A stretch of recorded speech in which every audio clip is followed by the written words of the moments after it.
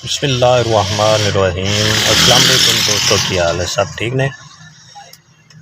अच्छा भैया ने एक बूटी लैके तुहाडे भरावां कोल आए हैं। ये बहुत ही खास बूटी हैगी है और आम जड़ा ना पंसारियां कोलों हकीमां कोलों मिल जाती है और इसके जेहड़े ना बेशुमार फायदे हैगे ने। ये सब मुगल्लां विच, मजूना विच और रोगनियात विच जेहड़ा ना बहुत ज़्यादा इस्तेमाल होंदा है और इसके बहुत ही ज़्यादा फायदे ने। एक बूटी है और फायदे इसके बेशुमार ने, जिंदे विच जेहड़ा ना अज तुहानूं चंद फायदे जेहड़े दस्से जाएंगे और उसका तरीका इस्तेमाल भी दस्या जाएगा और इसका नाम भी दस्या जाएगा जी। इनू जड़ा ना पंसारी हज़रात तो मिल सकती है। तुसी अक्कर करा लैके जड़ा ना 1 नंबर अक्कर करा उनका नाम लैके तुसी लैना है। ये तकरीबन बाज़ार के विच जड़ा ना 110-20 रुपये तोला मिल जाएगी तुहानूं। हाँ जी, और बहुत ही सस्ती, ज़्यादा महंगी भी नहीं हैगी और ज़्यादा खर्चा भी नहीं हैगा और फायदे इसके बेशुमार हैगे ने। इसका तरीका इस्तेमाल यह आ भी इसनूं जड़ा ना बिल्कुल पाउडर बना के, सफूफ बना के तुसी जड़ा ना शहद मिला सकते हो उसके अंदर। अगर तुसी यह तोला लै रहे हो तो 3 तोले जड़ा ना वो शहद इसके अंदर मिलाना पेगा तुहानूं। अगर तुसी 5 तोले लै रहे हो तो जड़ा ना 150 ग्राम इस शहद मिलाना पेगा। और इसका फायदा यह आ भी ये जड़ा ना शबद नूं बहुत तेज़ करदी।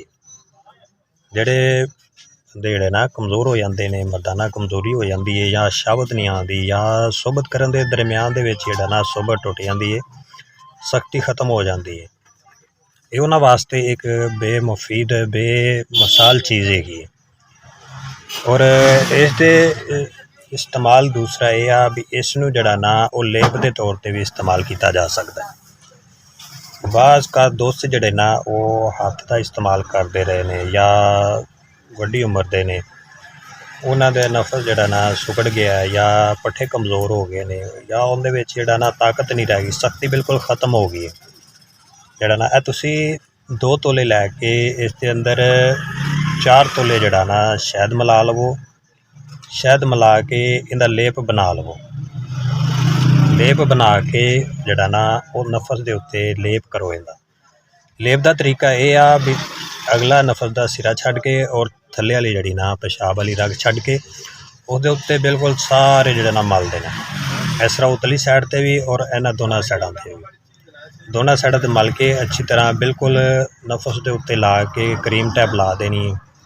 नफस के जड़े ना हर हिस्से ते लग जान, जड़ दे विच जड़ा ना खास करके ज़्यादा लानी। ला के उत्ते जड़ा ना तुसी कपड़ा वगैरह बन लेना, कपड़ा वगैरह बन लेना और रात सो जाना। ठीक है, सुबह उठ के इसनूं साफ़ कर लेना। साफ़ करन तो बाद इहदे उत्ते ठंडा पानी नहीं पाना, ठंडे पानी का जड़ा ना परहेज़ करना है। और इंशाअल्लाह इसका तकरीबन जड़ा ना 1 हफ्ता तुसी इस्तेमाल कर लो। इस दे 1 हफ्ता इस्तेमाल दे नाल जिन्हां भरावां दे नफस बिल्कुल कमज़ोर हो गया सी या टेढ़ापन हो गया या शबद नहीं आती, उन्हां वास्ते बहुत ही मुफीद है। इंशाअल्लाह 1 हफ्ते दे विच तुहानूं जड़ा ना रिजल्ट मिलेगा। और ये बहुत ही खास जड़ी बूटी हैगी और आम मिलने वाली भी हैगी है। और इसका तीसरा फायदा यह आ भी इन्हां जड़ा ना रोगनियात विच इस्तेमाल किया जाता है और इसके बेशुमार फायदे हैगे ने। एक बूटी है और फायदे जेहड़े बेशुमार ने, आम मिलने वाली बूटी हैगी है। किसी भी दुकान ते, पंसार की दुकान तो तुसी जड़ा ना ये हासिल कर सकते हो। सिर्फ अक्कर करा ना लैके तुसी जड़ा ना लै सकते हो। अच्छा वाला जड़ा अक्कर करा ना, एक हल्का होंदा है, एक अच्छे वाला होंदा है। तुसी अच्छा लैके जड़ा ना वो इस्तेमाल करना है, वधिया 1 नंबर जड़ा अक्कर करा होंदा। और इंशाअल्लाह इस्तेमाल करो और दुआवां दे विच जड़ा ना भाई याद करो। और इंशाअल्लाह इसका बहुत ही ज़्यादा फायदा है। इनू इस्तेमाल करो, रिजल्ट लवो।